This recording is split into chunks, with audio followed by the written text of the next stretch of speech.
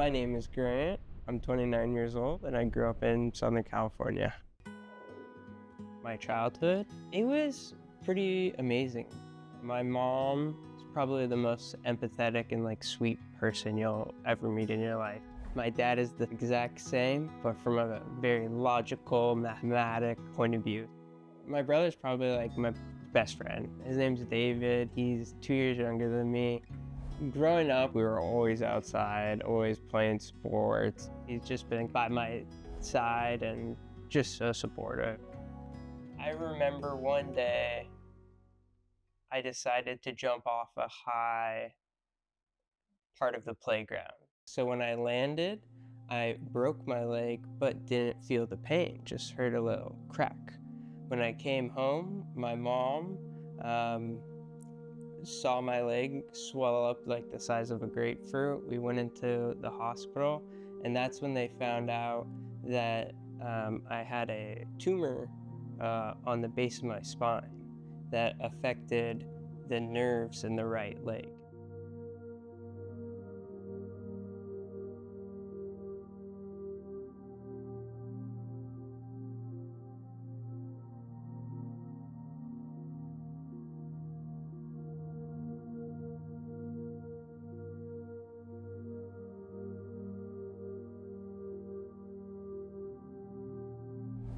Most of elementary school, I was in and out of a wheelchair or the hospital or a cast.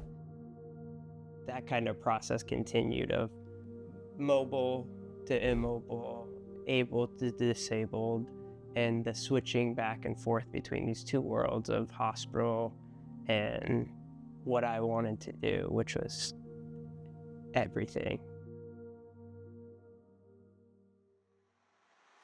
There's Grant Dewey in the starting gate. Yo, Grant! I was a very active monoskier throughout my years. Buddy, you did awesome! Just flying.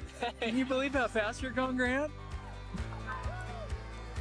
I met this amazing monoskier named Bill Boness. He was the first person that got me thinking, I'm gonna be better off if I ditch the leg and move on without it.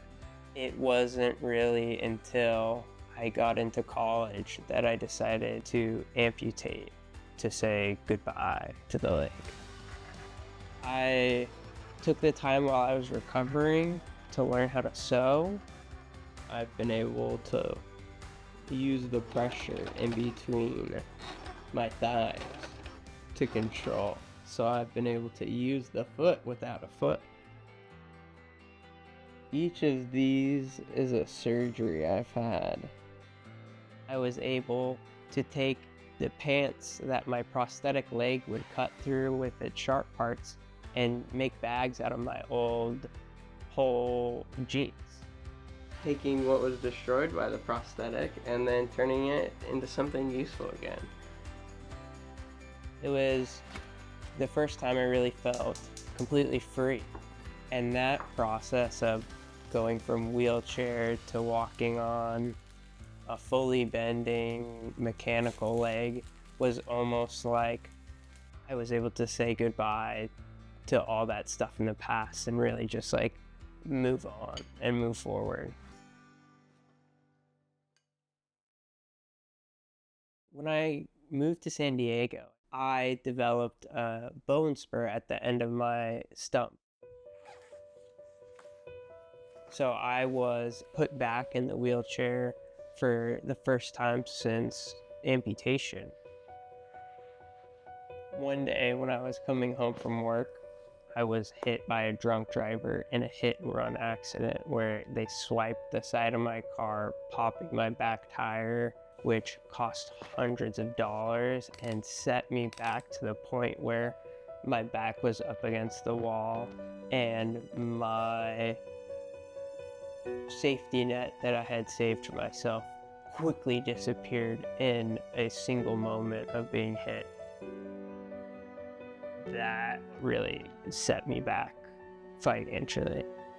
I was probably in the darkest place I was before amputating.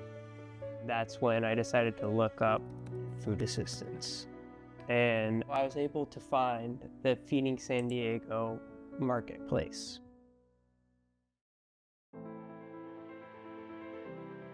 When I arrived, I found out it was a full mini grocery store that was restocked on a daily basis with fresh food and veggie and meats and everything I needed to recover.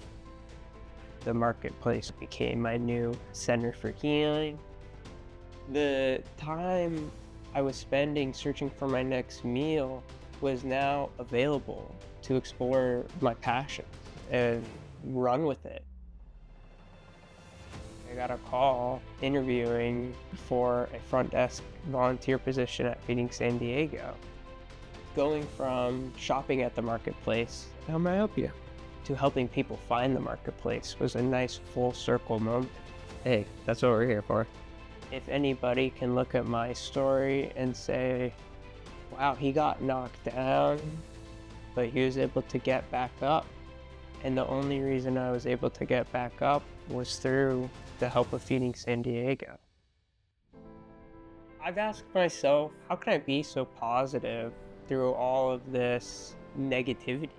I think it's something deeper than a choice. It's not disabled and abled. It's more of a road and a journey from ability to disability or disability back to ability.